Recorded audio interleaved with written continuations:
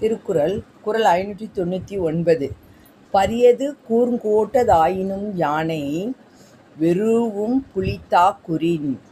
பரியது கூர்ங்கோட்டதாயினும் யானை வெரூஉம் புலிதாக் குறின். இந்த பாட்டுடைய விளக்கம் என்ன அப்படின்னா, யானை பெரிய உடம்பையும் கூர்மையான கொம்பினையும் உடையது இல்லைங்களா.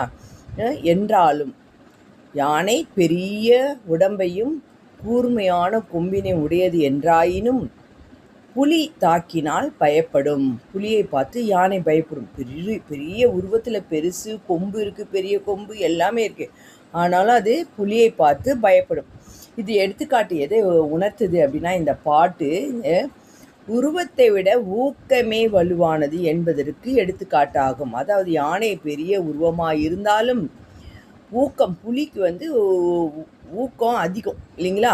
அதை விட உருவத்தை விட ஊக்கமே வலுவானது என்பதற்கு இது எடுத்துக்காட்டாகும். இதுதான் இந்த பாட்டுடைய விளக்கம். பரியது கூர்ங்கோட்டதாயினும் யானை வெரூஉம் புலிதாக் குறின்.